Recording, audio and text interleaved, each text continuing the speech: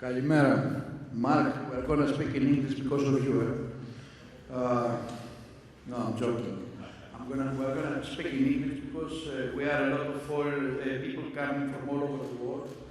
Because as we go all over the world, the Greek shipping with our 5,618 vessels that are abroad, we want all the foreigners, all the non-Greek to be here for this wonderful Piraeus 2023. President Kouchias, thank you very much for what you are saying, and both you and President Jackson for this wonderful introduction to Piraeus. Ladies and gentlemen, I will make a very short introduction before I will call the panel. The shipping trends play a vital role in global trade, transporting goods with trillions of dollars a year. Population growth and continued urbanization will also lead to an increase in demand for maritime shipping services. The growth is attributed to an increase in global trade as a result of continuing economic expansion. The maritime shipping industry must continue to innovate and adopt new technologies to meet the increased demand. One of the most critical trends in the maritime shipping is the move toward green technology. With increasing public awareness of the need to protect the environment, it is becoming increasingly crucial for maritime companies to adopt green practices. An industry that produces less than 3% of the world's CO2 emissions, while undertakes 90% or almost 90% of global transportation, has been gravely targeted. Never-ending regulation and big gap between international and regional regulations on the one hand, continuous innovation and research by the European shipping industry on the other. Today, with a distinguished panel, we will discuss as to whether the decision-making centers realize the importance of shipping and how can the leading maritime organization and association ensure that their collective and individual voices are heard in a world of challenging and ever-changing regulations. In short, I want to tell you that what we are going to look at in our discussion today is as to whether what ourselves that we have in our mind is passing to those that they are deciding about the future of sea transportation, and most probably how this communication has to take place, using, of course, the leaders and the cluster in order to convince the society and change the battle. I kindly ask and invite Mr. Charalambos, the chairman of the Greek Shipping Cooperation Committee, to join me over here in the panel, if you can. Please applaud for Mr. Papalios. Mr. Papalios is one of the Greek personalities that is staying next to the GSSC and supports our industry all these decades. And it is really very, very nice that we have him here. Mr. Mark Jackson, the CEO of Baltic Exchange. Mark, please join me. Professor Angelos Patouvakis, Dean of School of Maritime and Industry Director, MSc in Shipping Management, University of Piraeus. Another very good speaker and personality of Greek shipping. Mr. George Pateras, the president of Hellenic Chamber of Shipping and a person that he is sitting next to us all these years, supporting our efforts to expand the market and on a safe move. Mrs. Elke Petraki, President of Vista International, Vice President Short Sea, Chartering Manager Enea Shipping, and President of Hellenic Shipping. And last but not least, the President of the Hellenic Shipbrokers Association, our boss next to Mark, Mr. John Kouchias. I think that this is a wonderful panel, what we have. What we have arranged, παρακαλώ καθίστε, please sit. Mark, καθίστε, please sit. In order to, I mean, we have not make any arrangement, but in order to be really interactive and interesting to the panel, to the people, I mean, I want a very short positioning of yourself on the subject. I'm not going to repeat it, on the subject of our discussion, because we really need the decision-making centers to be influenced from outside, or how we are doing this, and what is your own position, personal or if you want of the clubs that you are representing. So I'm going to ask with John Kouzias first, and then we'll go the other way. All right, John. George, you rightly mentioned that we might have some ideas in our minds, or we might be expressing opinions in face-to-face communications, one-on-one with colleagues. We as brokers, we have daily feedback coming in from all the cluster, from all the aspects of the cluster, because for us to conclude the transaction, at least for my profession, which is sale and purchase, we have to deal with lawyers, we have to deal with owners, of course, we have to deal with all the commercial aspects. We have all of the main professions of the cluster that we have to coordinate and cooperate. Latest obstacles now that we are facing, of course, are the latest environmental regulations which affect a commercial viability and value and the way that you can charter, or the way that you can sell easily or not a vessel, according to the rating. So these are new stuff that are coming in. Definitely we have to comply. You mentioned in your program, of course, that we have about 2.6% of the global emissions, the maritime industry. That's a very, very low percentage, when you rightly said that we carry 90% or excess of 90% of all cargoes.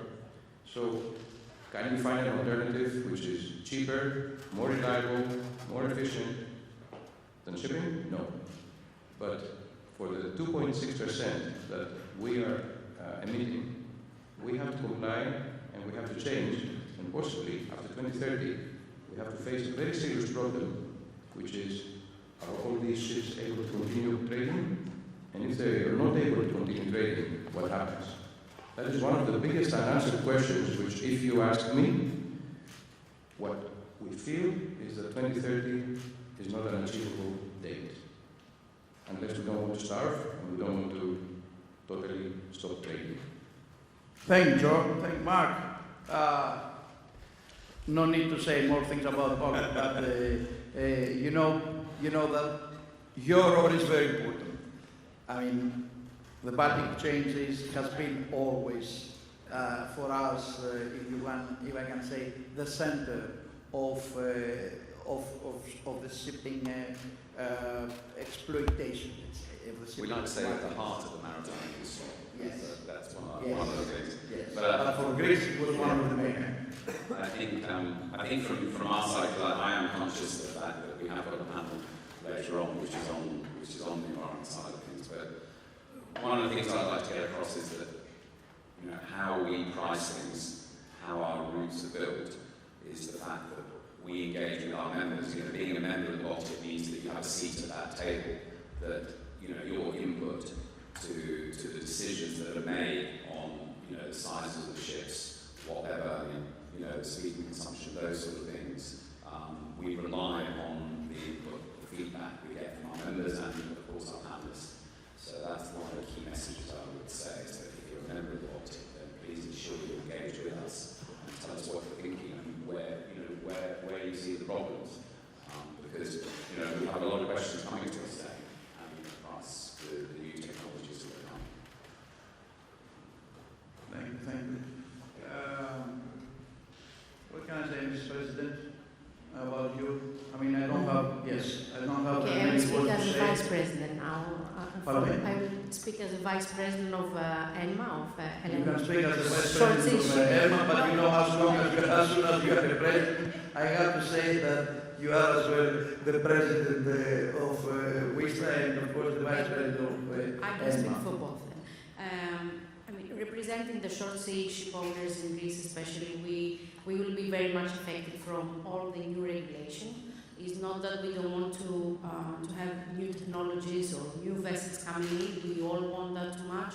It is, of course, a bit expensive, but we need to educate people. And I think we even need to educate the shipping industry how the short sea shipping sector will be more affected by, especially the European targeted laws, because we are the ones who are mainly doing European trade. Between European ports most of the times and rarely between a third country or a European port. So we will be definitely very hardly affected by ETS. And I think even ship owners who are doing longer distances do not realize our difference on that. So I think it's one step educating the industry, and thereafter, of course, all of us with united forces, we need to educate everybody how important shipping is. Because even I think through COVID, some people did realize that, because otherwise they realized they wouldn't have been able to continue the life they had. But still, there is a lot to be done. And with the WISTA hand, I can tell you that because WISTA is an international organization with members from all around the industry, not only in the shipping sector, trading, service providers, I do see a huge lobbying from other parts, people that will, or companies that will make money out of these regulations, and we do not have such a strong voice. All right, thank you very much. We'll discuss further about this. I mean, this sort of differentiation between women and men, although things are closing a bit compared to the past. Your Excellency, President of the Hellenic Chamber, and in a sense, the President of our cluster, if I can say, your role on the communication between the market, the individuals, the market, the industry, and the political scene of our country, at least first, and then after that internationally, is really very important. And I want to have your global view on our subject. Thank you, George. I'll just start by saying what the Hellenic Chamber of Shipping is, really. We're the institutional advisors to the government on maritime affairs. And we're representing all of the Greek shipping cluster: ocean-going, short-sea shipping, liner shipping, ferry boats, cruise ships, tugs, fishing boats, yachts, private and commercial, and coasters.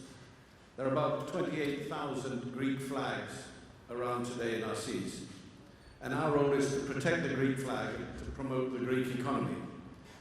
Therefore, we are advisors to the Ministry of Merchant Marine, the Ministry of Tourism, the Ministry of Defence, the Ministry of Economy.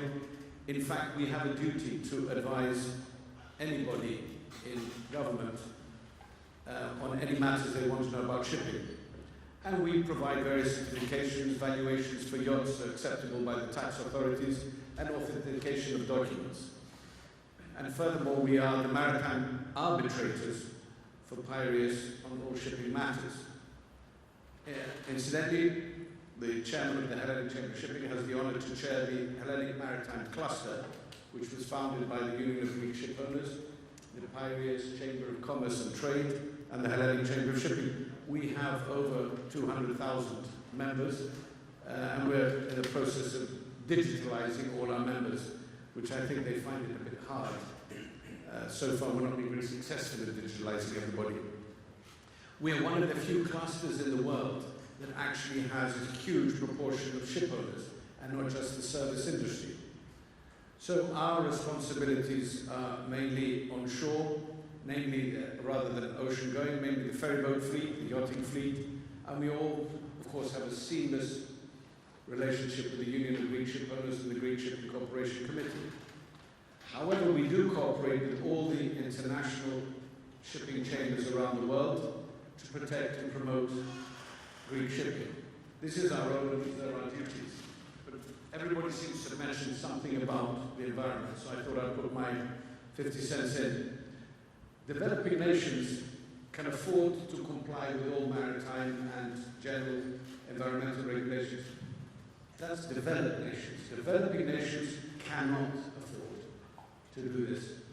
Unless we all participate, there will be limited effect on the environment. And everything that we do, the money that we spend, will be spent, unfortunately, pointlessly. We all mentioned 2.8% as being the pollution that we produce. Yes, it's tiny compared to the work that we do. But if you put it down as nations, we would be the 6th largest nation in the world when it comes to air pollution. So it is serious. We have to do something. We can't hide behind the 2.6%.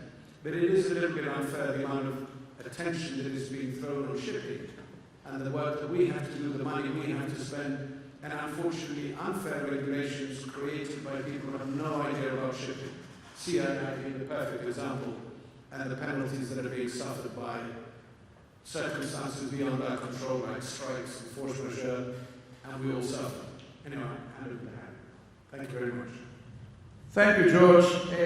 Just to be clear, I mean, I refer a bit about in the environment, the regulation, etc., because this is, this is everything that is at this very moment purely understood by everybody, and because they have it in their mind. This does not mean that when we're talking about changing of or influence those that they are deciding about the legislation that governs the shipping industry. It's only the matter of environment. I mean, we passed for decades from 2070s, from the 1970s to 1990s, that we were doing with the crew fatigue at those times, with other matters, etc. Every decade has its own agenda and differentiation. Now we have digitalization, we have AI, we have everything. Which I just referred to myself in the introduction on the environmental, just to make my audience understanding the importance of your own role, of the role of the classes, etc., on how we can influence. That was an example. But anyhow, ladies and gentlemen, I want to say one word more about Harris, this fantastic man that is very passionate and very focusing and very, very serious in certain cases. I can compare him as our DJ, the DJ of Greek shipping. He's the one that is monitoring. You know how they say, the DJ is something like that, he has to start like that and say, now we are going to speak in certain. He's the international DJ of Greek shipping, that he's in London. And you say, George is talking, you say something, George as a chamber, or Melina, or the Union of Greek Shipowners, or the minister, or whatever. But in a sense, he's putting the filters of the voice of Greek shipping worldwide. And this role is really fantastic. And I would like to, I'm waiting to see your views on the subject, Mr. Fafalios. Thank you, George. I feel a bit embarrassed by your introduction, but nonetheless, being very uncomfortable being on stage on any occasion. Always. This is always. Always. I'm always, yes. But I would like to remind everybody in the audience and everybody globally that our quiet, unassuming industry has spent the last perhaps 100 years, but especially the post-war period, becoming ever more efficient and ever more carbon efficient in particular, because when you think that in 1948 we were carrying 10,000 tons of cargo with 50 crew and burning 50 tons of fuel, and today we're carrying 210,000 tons of cargo burning 35 tons of fuel with 20 crew. Well, tell me any other industry that without any form of regulation has become so carbon efficient and generally has performed its role in world trade so well. So, you know, I think on our own, we are doing a fantastic job. Within the realms of Greek shipping, because we live very strongly in the area of tramp shipping, and therefore we travel to every port in the world, we carry every commodity that exists. we have to be even more efficient because we don't have the luxury, shall we say, of just line the trade where you work between 5 large ports. We have to know all the regulations, deal with them, deal with all the cargoes, and do it in a very, very efficient manner. This efficiency has been achieved by the very, very high quality of individuals who have worked and are working within the Greek maritime cluster, in offices and around Piraeus and around Greece in general. What do we do at the GSCC in particular? We lobby, we discuss with organizations such as the IMO, the ICS, the classification societies, because amongst our members, we are represented on most of the major organizations, and amongst our ex-members, we've had chairmen of most of these organizations.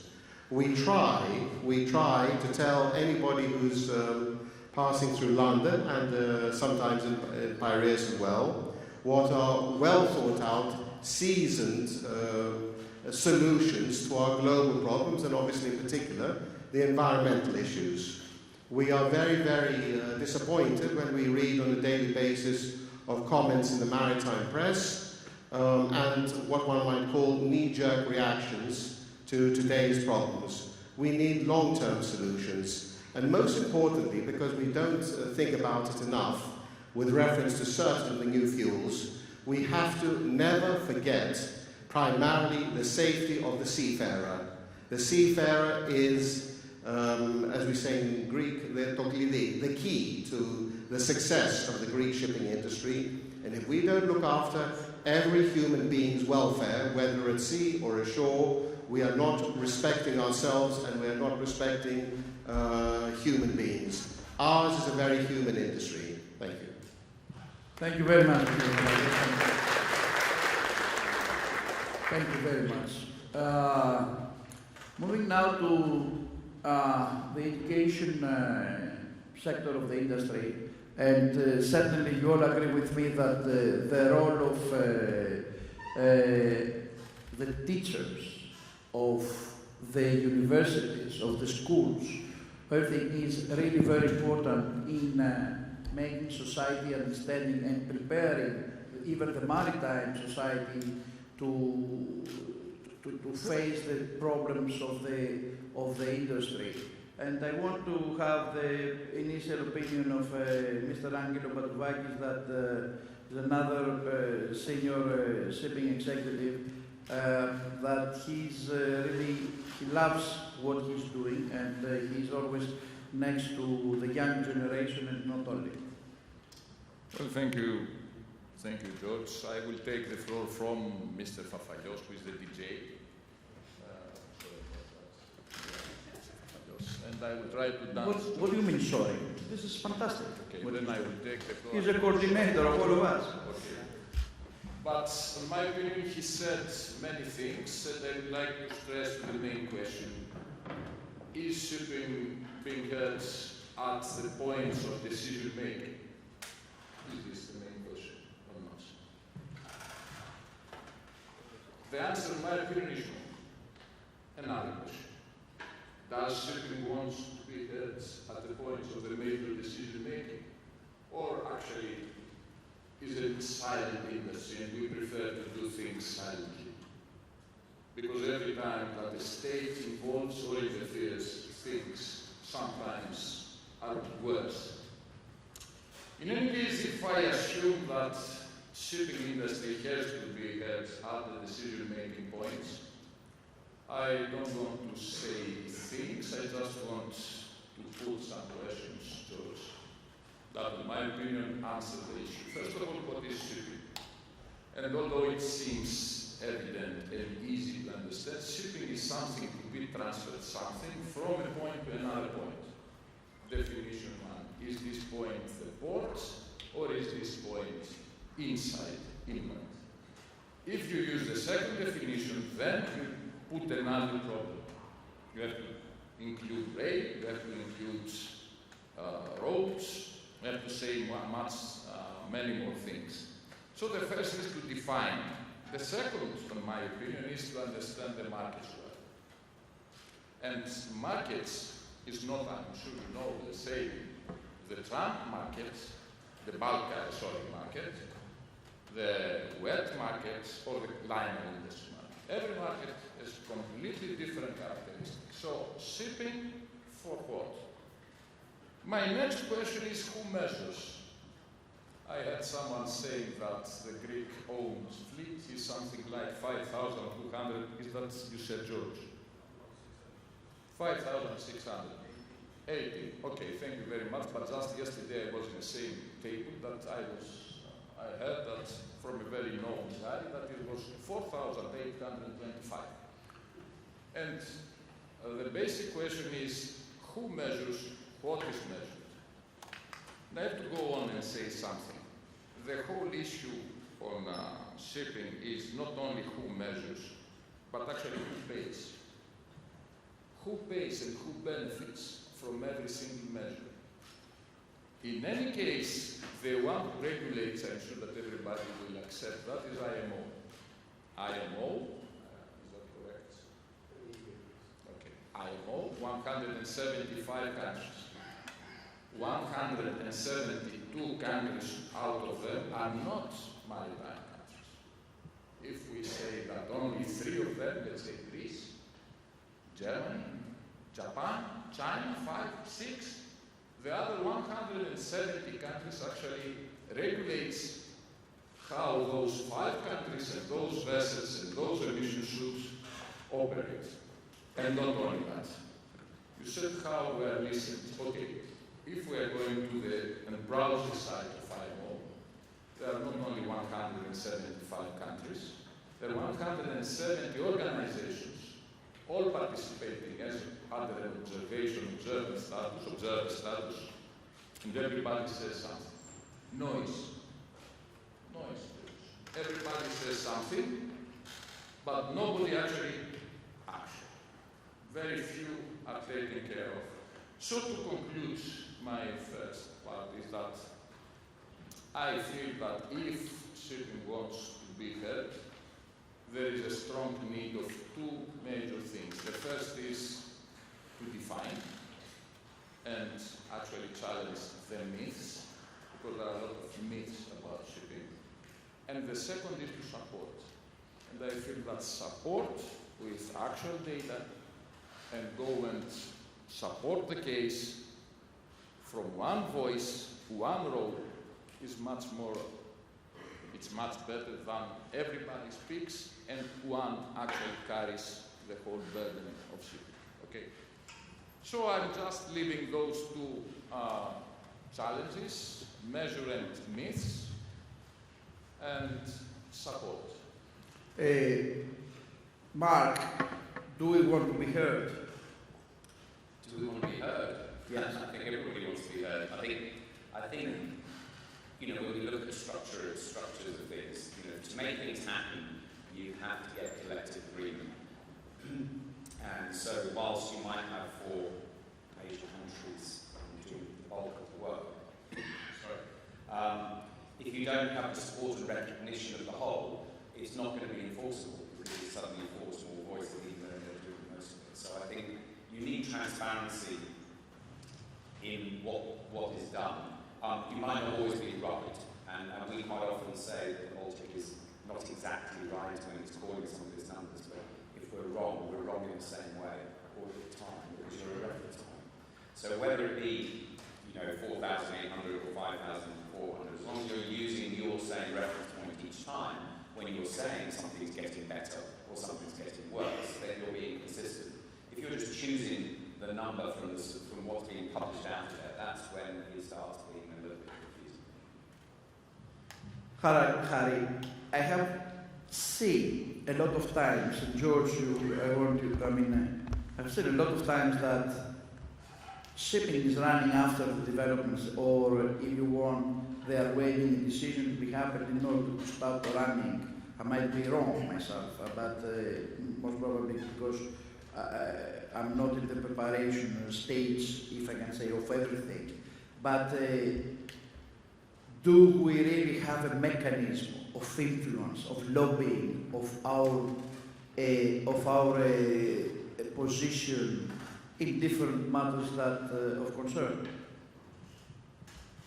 I think we do. I mean, obviously we have very, very good representation on the global stage, be it the IMO, be it the EU, be it the US Congress, and I think we are, our voice is well respected. Can we preempt things? The answer is probably not, because there is a lot of, shall we say, legislation and ideas out there which you know, would need a lot of seasoning before they become realistic. So you know, I'm not you know, convinced that we can just make up programs, but unfortunately, when I read the maritime press every single morning and in the evening as well, you know, one reads so much that is less than well thought out that you know, just catching up with that and trying to weed out what is real and what is sensible, it's a task in itself. You know, it's I read especially obviously on the issue of our time, which is climate change and decarbonization, as we call it. You know, all of these issues, whilst wonderful, there are too many, you know, occasions when on a daily basis one reads, what should we say, proposals that in technical terms are less than useful. So, you know, we have to, our job is to actually think about them properly, because as I've said on many occasions in the past, shall we say, in the financial world, such as Wall Street or London or other places, they think about the next quarter. In shipping, we think about the next quarter of a century by nature of our investment in the ship. So we cannot just take short-term, you know, flashy solutions. We need maritime answers to these questions. Thank you. George, Yes. you are running around, you know, I mean, more than, I mean, in all over Europe, if I can say, and not only. You run east, west, north, south, etc.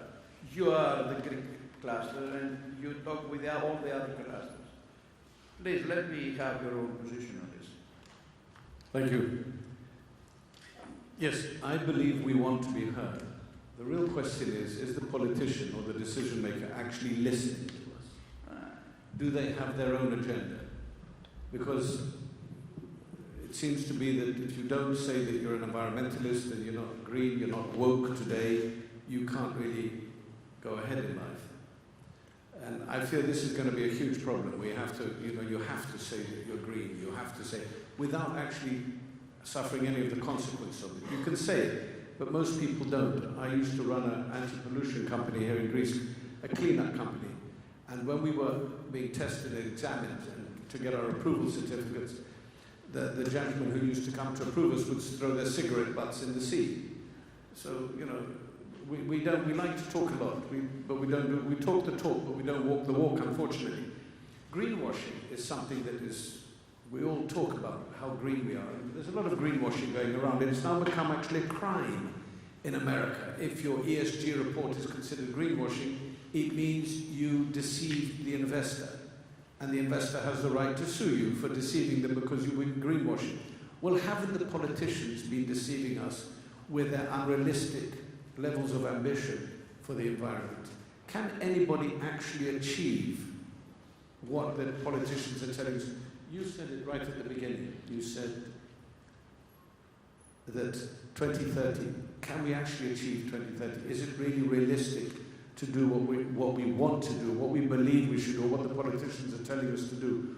Or are we going to push it back at the last minute? Or are we just going to stop all the ships and say, bad luck, you don't eat tomorrow morning? We have to start becoming a little bit more realistic and not be just greenwashing all the time. That doesn't mean I don't believe that we must work on the environment, but as Harry quite rightly said, what we have done in an industry without regulation over the past 20 years is phenomenal. I don't see this in any other regulation. And finally, just to say, when the car industry was required to reach level 3, or tier 3 rather, The engine manufacturers, the car manufacturers were told, get on with it. And they couldn't. And they still can't. So they cheat. And your car stops at the traffic lights and starts again. So when they test the car on a fixed route, half the route the engine is not running. So obviously there's less pollution being emitted. Well, what are we going to do with the ships? We're going to stop the engine at the top of the wave, and then when it gets to the bottom of the wave, we start the engine again. There's certain things that are a little bit unrealistic. But what's more important, they went to the car manufacturer and they said, fix it. They went to the fuel manufacturer when we decided that leaded fuel was dangerous for children's development of their brains. So we took from leaded fuel, we went to unleaded fuel. They went to the fuel manufacturers and said, design an unleaded fuel. They went to the car manufacturer and said, design engines that run on this. But in the shipping industry, they turned around to the ship owner and said, you will pay a penalty because you cannot run your ship greener. Well, I need the engine to run my ship greener. I need a ship that is more economical, has less resistance in the water. If you can't build it or design it for me, why should I pay the penalty? Or rather, you pay the penalty as the consumer. Thank you. Thank you very much, George. Thank you very much. Vice President of EMA now. You represent the short sea shipping. And the short sea shipping is something that is being heard more than the tramp shipping, at least within the European Union sectors. They have established their own language, if I can say, and we have dealt together on this matter in various conferences. Do you have a feeling on how the politicians can help you more in adapting the innovation of your fleet? Okay, first of all, I think... And what you have to do in order... I think what... Continue from what the gentleman said. I have to follow the continuation, it applies to short sea shipping, and I think to all other shipping as well, that we need to do a lot more work in lobbying. And we've seen that, first of all, we have so many shipping organizations such as yourselves, BIMCO, Intertanko, Intercargo, who are doing a lot of work trying to convince, let's say, that the CII 2 years ago was not working. And they did very nice studies that convinced the regulators to change some things. So I think we need to put more effort, and all of us together, and more money spent in that, in how we convince people who don't want to hear of us, and people who are there just for their votes. And in regards with short sea shipping, I think the North Europeans have managed to do that. So they've, countries in North Europe that highly depend on short sea shipping, and this is what they're good at, have done that. So their countries do listen to them. I don't know if Greece is so strong as to change opinions, but we need to lobby all together, even the South European countries that don't have this, I think it's a cultural thing maybe, not this very collaborative voice, and trying to get all the industry involved, and the countries, and the politicians. So we need to educate them. Sometimes they don't listen.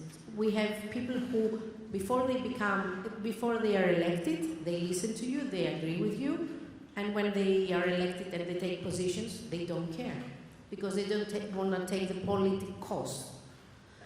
And we have to really understand that we are all looking ahead for a greener future. We are not, we don't want to kill our children or the grandchildren. We want ourselves. You're right. I can say how many years we have to live. Okay. Yeah. So I think that's my Thank you. Mr. Jackson, Mark. You are coming from a country that recently you are changing politicians the way that ourselves we are changing the weather here in Greece. You have changed how many prime ministers, I don't remember, but at least 3 or 4. Look at what is happening with UK. I'm saying this because it's a very nice example now. You have a government you know, the 80 that it used to be, how it used now, how it is now, and how it's going to be. You have a government that, at least the last 3-4 years, is changing. And we have the market, the shipping market, that is industry, that is also changing. Certainly, UK Maritime, yourself, the industry over there, is trying to teach the system, the politicians, whatever. How difficult is for the administration to adapt and to support the industry needs on a national level, and then we're going to move on their role on the international level afterwards? It's a very big question. I think No, the first thing to you can carry the first thing to say is that, you know, politicians tend to be looking towards their who votes for them. So, you know, if you're in an industry, if you have an industry that has very few voters, then you're completely reliant upon somebody seeing that it's commercially, you know, either you're bringing in taxes or some other way you're going to benefit the government. In the UK, it's very short sea based. It's, you know, to do with offshore. So it's if you want outside of the tramp area. The UK government, even though, you know, there's been loads of changes there, it tries to create an environment in which it lets basically people just get on and commercial forces win. I think commercial forces is something really, you know, that hasn't really been touched on, in the fact that there's the political route, because you're looking at long-term change, you're looking at regulation that's coming towards you, and that needs to be guided. But regulation, especially to do with shipping and the environment, tends not to be commercially, you know, it's not a commercial decision, it's about safety, or it's about the environment itself. So we at the Baltic, you know, we don't tend to lobby on that side of things because we're seen as a commercial body, or representing those sort of the commercial outcomes of regulation. But the things that I haven't been hearing today really is talking about voluntary market. You know, what can people voluntarily do to improve things? And at the moment, we don't have these alternative fuels, so therefore, anything that's going to save you fuel and save you money is going to be good for the environment. The two are completely linked at this point in time. And I think that at the moment, everybody is interested in the new technologies. You know, some of the things that are in terms of ship designs or what you can do retrofitting is starting to happen. And I think those little things shouldn't be dismissed, and they should be encouraged, because that is really things you can do now. I countersign your answer, for sure. I mean, I love it, and I'm going to go back to them. Well, I think they're going to do it this afternoon as well. Yes, but I'm actually referring to the first part, that at the end of the day, from where the politicians or the decision makers are influenced by, from, you see, and this is the important thing, and the place where we have to work all together on this matter. John, President of Hellenic Brokers Association and the host of this, please comment. What I want to mention is, first of all, it was heard by George or Harry, I don't remember, about the seafarer. We have to pay a special tribute to the people, the 1.9 million of seafarers worldwide who are 24/7 working on the ships. We go to bed at night, sometimes, not always, but they are awake 24/7 operating the ships, keeping the 9% of the world cargo moving. We want them to be safe on board. We don't want them to become high, sophisticated technicians to work with nuclear propulsion. We don't want nuclear scientists. We want seamen. We want people to know how to operate ships. I'm coming back to safety again, which is very important. We hear so many different types of fuel today. So many. And so many impossible fuels that can be implemented in a ship. Ammonia, for example. We cannot make a pipe that has liquid, not to leak a simple single drop. Can we make sure 100%, and I'm saying 100%, not 99.99%, 100% that a pipe that carries ammonia would not leak any ppms into the atmosphere, which is toxic, and you die instantly. Can we do that? No, nobody can secure that. Then we move on to another very, very, very, I would say, in fashion, methanol. We all consider today that methanol is probably the best alternative. 2 years ago, we were discussing about LNG. Then we had methane slip and all that problems. And now the flavor of the year is methanol. Do you know something? I'll give you figures. We brokers like to speak with figures. Today, a ship that is diesel fueled can easily be modified, to operate with methanol. It's the easiest modification that you can have. You just need to coat the tanks, so you keep the methanol in its bunker tanks, and some slight modifications on the engine. The price of methanol compared to the price of fuel is more or less the same per ton. But you need 2 times the quantity of methanol to produce the same output. Right now, this of course doubles the bunkering cost. Maersk has secured, for the next I don't know how many years, 70% of all methanol production for the ships that they have actually placed on order, which are going to be methanol fueled. So that means the rest of the world is going to have the 30% only. Who will cover and how we will cover the extra fuel needed? Yes. With bioproduction, which doubles the cost of every single ton of methanol. And if my maths is correctly, if you have double and you double it, it's 4 times more. So who's going to pay the buck? This is my biggest question now. I'm just putting a practical example on the table. Who is going to pay the ferryman? Yeah, I like the question. However, if for you it is a headache, all right, it's a difficult question to be answered, or impossible to be answered. Think about the population, the people themselves, that they are saying the industry, and they say, okay, all the industry, they want to stop burning fuel in order to go to alternatives, etc. And think about their own behavior, because as Mark said, from their own behavior and their own position,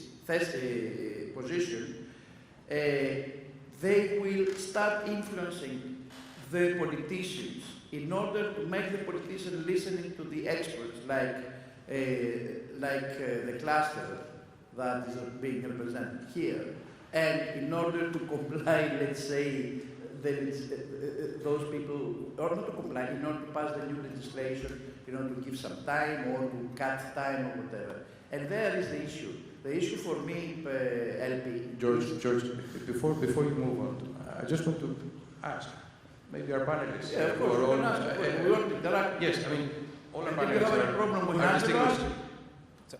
Mark. The MEPC, which is one of the bodies that adjourn every, how many months, I don't know, once, twice a year, I don't know how many. I mean, it's MEPC 80 was now, on the 15th of June. I think they've adjourned about 8 times. How is Greece represented in that MEPC committee? How is it represented? When I say how, we have 21% of the global fleet. Do we have 21% of the voices aired in that MEPC? Or Botswana, that doesn't have any ships, has exactly the same voting power as Greece? George, say something if you want. We are very well represented. We have very able-bodied people that go to MEPC on our behalf. But yes, it's one nation, one vote. And this is one of the fundamental problems. But this is democracy, and we can have only one person, one vote. Unfortunately, look at the ballast water management. It was brought in by a flag state that the last decision maker had 6 ships, and they brought it in. And ballast water management is one of the most ridiculous regulations with a carbon footprint to build the equipment and fit the equipment to do basically absolutely nothing. Because the Gulf Stream moves up more foreign species per day than the entire ballast water from the beginning of time. So we have, but your question on methanol, if I could just put one thing about methanol. Production of methanol is only in 2 or 3 places in the world. So to move the methanol to where your methanol-powered ship will be has a carbon footprint. And it's a huge carbon. So if you look weight, we have to look well to weight, cradle to grave, not just the individual part of the shipping. When I was at university, we looked at transportation, the time, and the fastest part of the transportation was on the ship, 15, 16, 17 knots. The rest of the time was going 1.5 knots. Now let's look at the carbon footprint from production to delivery, and you'll find the greenest part is shipping. But methanol, yes, 112 ships. The 112th ship was ordered a few days ago. Where are we going to find the methanol for all these ships? It's e-methanol. We need the methanol also to produce biodiesel. Without methanol, we can't take the bio, the green, the plants, the trees, and make the biodiesel without methanol. So we need that methanol to make the biofuel, which we're already using now. But something very interesting. You will not buy biodiesel unless you have a certificate that it's got 0 methanol in it. Because methanol, and they have to boil it off because methanol destroys your bearings. And we're putting methanol directly into ships, only into trunk engine ships. Well, we'll see. It'll be interesting. But don't deviate from our subject. Mark, you wanted to say something. I mean, so we've covered so many different pieces. Doesn't matter. I think going back to this piece about, let's say, ammonia being dangerous, I think the shipping industry is one of those industries whereby, you know, being on board a ship is dangerous. There are many cargoes, there are many things on board the ship that can kill you. And it is well regulated, we have well-trained crews, and as you have more specialised vessels, you have more specialised training. You know, we carry sulfuric acid, we carry, you know, many nasty things. So it comes down to, yes, there's going to be a cost, there's going to be increased amount of training, maybe, you know, increased crew levels. But, you know, the shipping industry actually is the one that is better positioned to actually use ammonia than any other industry. If there was one industry that was going to do it, and bang for your buck, you get a lot more in terms of the space for it. Now, again, I'm just coming at this purely from a commercial point of view, really, you know, and it's the commercial things that win. So you talk about methanol, you know, being 70% of methanol at the moment. Until somebody took that 70%, there was no incentive for anybody to start producing any more, you know, and it's a vicious circle. So there has to be aspiration here. There has to be those idiots that go out there and be the first movers and spend all this money, you know, for anything to change. Now, they might fail, but hopefully you've got another idiot over there who's also going to be putting the money into it. So I think you need to see this happen. For change to take place, and we all agree some change. The forerunners are always important. Yeah. And being in this environment of shipbroking, imagine how many different sectors of shipping will occur out of this change, and how many different routes and different products and different type of vessels carrying all these products. So there is opportunity as well for us. Not only for the ones who are building the engines or servicing us on the laws. True. Harry, do you want to point out something about this discussion that happened right now? Because I saw your reactions a bit were... No. I'm not the expert. Very cool. George knows obviously a lot better, and even more my brother who's here today, but... I do think that, if we look at the environmental regulations and taxes that are coming in, I think they will be incredibly disruptive, especially ETS. And ETS will have the net result of increasing the carbon output significantly, because if we have an ETS in Europe, which will do nothing whatsoever positive for the environment, all we will do is find clever ways of getting our cargoes into Europe, including, creating lots and lots of transshipment hubs in places such as North Africa and West Africa. So,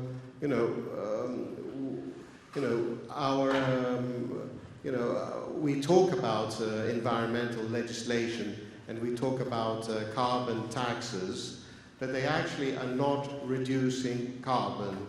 And ultimately, many of these fuels themselves, as George pointed out in the production, they're not reducing carbon and they're not assisting in the global warming. You know, one of the interesting statistics that my organization's technical committee pointed out is that one unnamed, very large blue shipping company spends more money on PR than it does on R&D. So they're more keen that the world knows that they're green as opposed to anything positively green that they're doing. So, you know, we live in a period of a tsunami of greenwashing and very, very few, you know, tangible solutions, and that we try to investigate all of them. You know, I mean, one thing that's going around even in environmental circles is sail-powered ships. Fine. Have you ever thought about a sail-powered VLCC? And you can just about get enough power out of it to power one generator, or in a bulk carrier to open the hatch covers.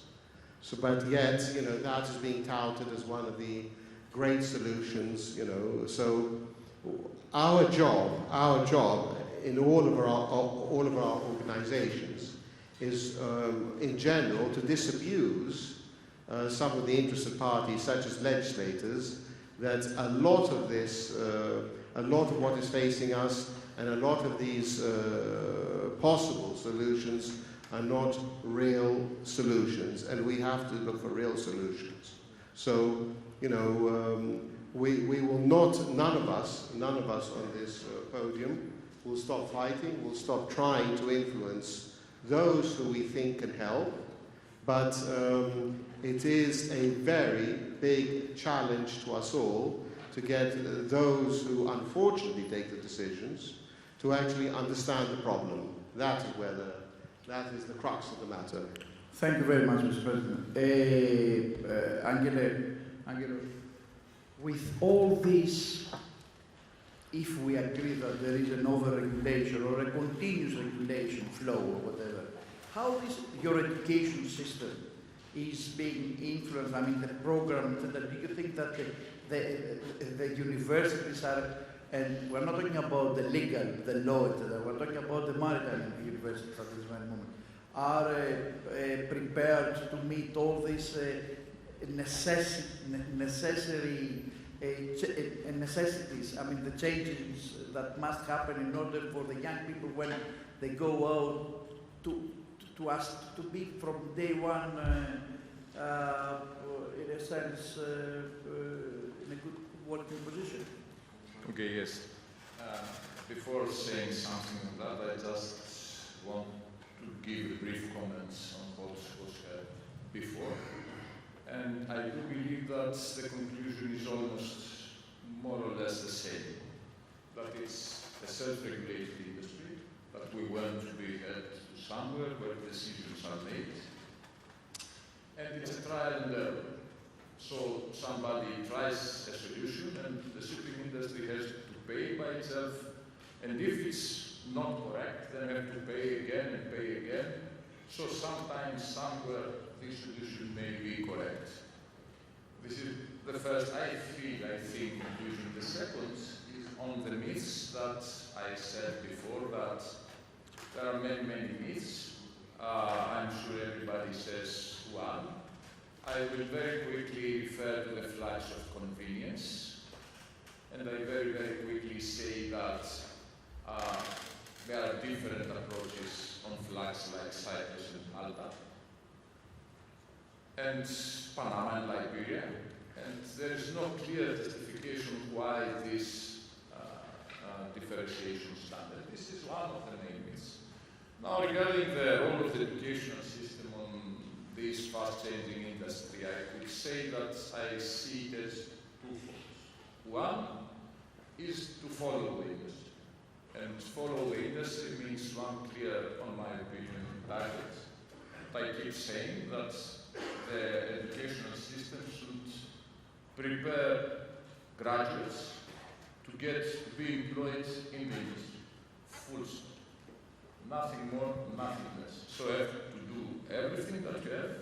So to prepare guys, to prepare boys and girls to join the industry. Yes, but in order to prepare, you have to train as well properly the teaching entities. Of course, we have to train them, but but I would like to stress the second role, and the second role is to challenge, because I feel that the universities has lost their role as challengers. Because sometimes the university has the ability or the freedom to say things that industry whispers. We can shout, but sometimes industry, because industry is affected by politics. Universities are supposed that they may say everything, provided that they support it. So I think that there are two roles. The first one is to lead the industry, or to shout for the industry, or to take position for the industry, or to support, to document things, to state facts for the industry. The second role is to follow the industry and go hand by hand with all those organizations and prepare guys to go inside. So it's a double role: lead. So the way that you go so far and confront the politicians, the politics, say something that the administration in general, yeah.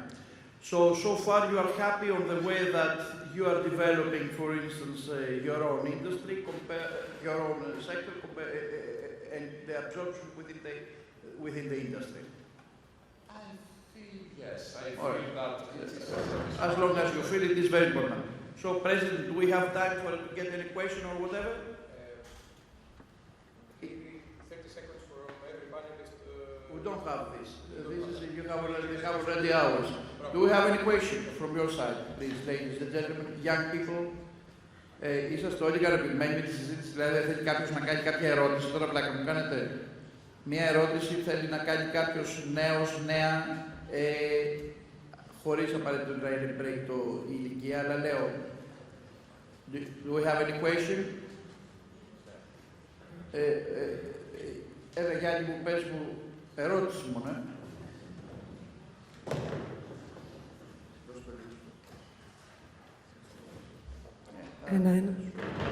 I would like to ask all of you what will happen if we opt for the alternative sources of energy. That's the question to all of you. What will happen if we opt for the alternative sources of energy? No renewable, nothing like that. Alternative. What will happen?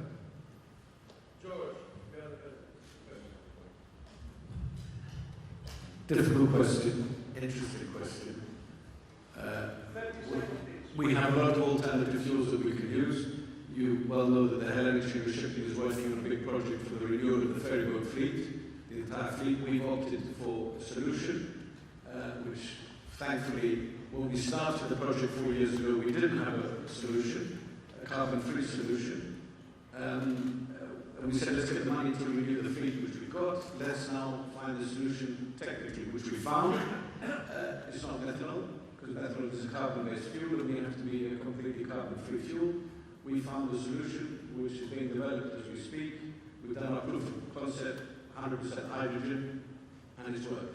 So there are lots of solutions. They're expensive, but we have to get there. And the alternative fuel happens to be carbon-free, so until we go nuclear. The long-term solution will obviously be fourth-generation nuclear power plants with molten salt, closed units, 25-year use, with thorium, not obviously uranium, and we will have a solution that we'll all be happy with, but the politicians have to accept it. Thank you. I would say that all the alternative fuels are many headaches. We don't want too many headaches. It's better to have one headache and you can tackle it with an aspirin or something, or a paracetamol. But I think the paracetamol today is carbon capture. That would be where I would put my money today. I would just invest in capturing the carbon that's emitted out of any combustion. It's what the industries do. And dispose it or sell it. You will have more time to discuss another panel this. One thing that I want to go back to tell you is that I had prepared other questions, but the flow of the discussion deviated way. But in any case, I want to position myself on the side of the shipping financiers and the institutions that they are giving power to you in order to make the business. Because without money, nothing will happen. Trust me. And it is, And I'm really very happy because my own industry is, in a sense, has responded to this requirement for the change of the environmental changes, etc., with different aspects that I don't want to develop. I mean, it's not my purpose now to start talking about Poseidon principles and the way that the banks are seeing the developments, etc. The issue, however, is, and I want to point out, is that the banks are really concerned about, and they financiers themselves, on any development. And I have to add that it is a big headache for the financiers to comply with all these new requirements, with the ESG, with many other stuff. Nevertheless, I want to conclude by saying that out of the 180 countries, how many 172 countries that you said that exist, there might be only 10 or 20 that they are pure maritime nations. But don't forget that maritime nation is a nation that is importing hundreds of millions or billions of tons in order to continue its production, and it might be a country or a state that doesn't have any port or doesn't have any ship. Therefore, all of them, they have their own position, and of course, they are there to stay next to the maritime companies, maritime countries, to solve the problem of the environment and of everything. There is another question as to whether the Greek shipping, through this Greek shipping, Greek government, let's say, can influence better than better the European Union than the German or the French state. Certainly, as a small country, we cannot influence. Of course, we have a strong position as being a leading maritime nation within Europe, but at the same time, the decision-making is collective, and therefore our role is rather technical than, if you want, than any other thing. I mean, because just we are the operators and we have to ship ourselves. Having said that, I want to leave our audience with the satisfaction of knowing the main, the position of all these high-end individuals that they were in front of you, and I would like to congratulate the co-organizers of this conference, meaning the Baltic Stock Exchange and the HSA, and I would like to thank you very much for listening to us.